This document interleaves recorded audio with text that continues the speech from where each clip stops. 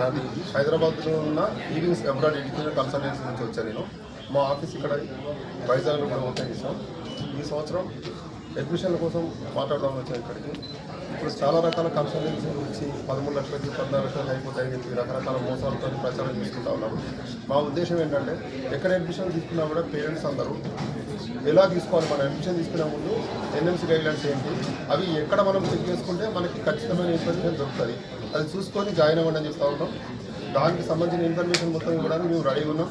ఎప్పుడైనా సరే మాతో సంప్రదించడానికి ఫ్రీగా ఫీల్ అవ్వండి. మేము వచ్చినాక మా దగ్గర జాయిన్ అవ్వడానికి కంపల్సరీ ప్రిజెక్ట్ చేయము, ఆ హామీ ఇస్తున్నా నేను.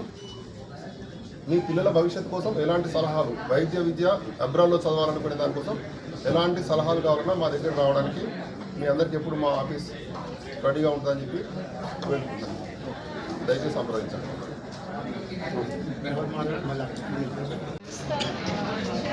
Medical Academy.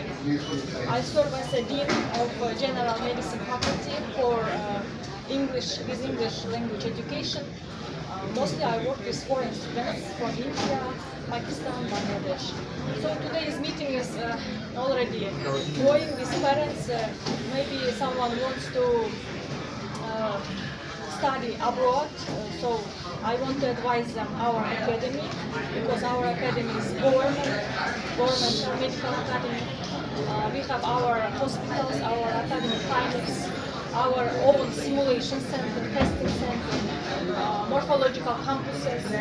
Also our program including fundamental subjects, medical subjects such as biochemistry, anatomy, physiology for first and second year.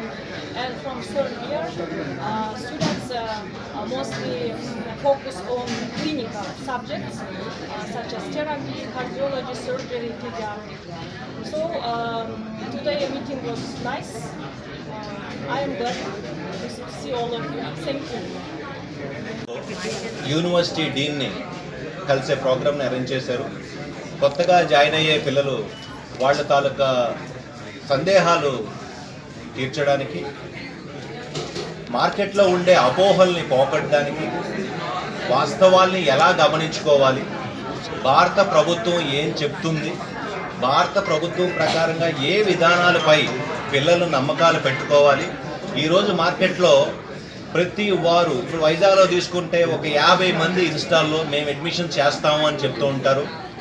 అలా ఒక అడ్రస్ లేని వాళ్ళు చెప్పే నమ్మి డబ్బులు కట్టి తల్లిదండ్రులు మోసపోకుండా కొన్ని సంవత్సరాల నుంచి ఇదే లైన్లో ఉంటూ వేల మందిని తయారు చేసిన సంస్థల్ని నమ్మి వాళ్ళపై కూడా నిజాలని తెలుసుకొని వాస్తవంగా ఏం చేయాలి, ఏ యూనివర్సిటీస్ మంచివని తెలుసుకోవడానికి ఏర్పరిచిన కార్యక్రమం ఇది.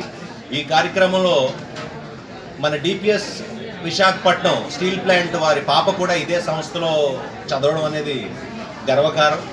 అది మనకి ఎంత క్వాలిటీ ఆఫ్ ఇన్స్టిట్యూషన్స్లో ఇవి అని తెలియజేస్తుంది. అలాగే మన యూనివర్సిటీ నుంచి చంద్రశేఖర్ గారు విద్యావేత్త, ఆయన వాళ్ళతో పాటు ఒక లీగల్ డాక్టర్ సైజా గారిని కూడా పిలవడం జరిగింది. ఆవిడ కూడా ఎటువంటి నిబద్ధతలు నిబంధనలు మనం పేరెంట్గా విధించుకోవాలి, సో దాన్ని బట్టి తప్పుడి కాలేజీల్లో జాయిన్ అవ్వడం కానీ, తప్పుడి అసోసియేట్ల చేతిలో డబ్బులు పట్టకన్నా ఉండడం కానీ జరగకన్నా ఉంటుంది అని ఆవిడ సలహాలు ఇవ్వడం జరిగింది. సో ఈ కార్యక్రమం విజయవంతంగా జరిగింది. సో ధన్యవాదాలు మీడియా ప్రతినిధులు అందరూ.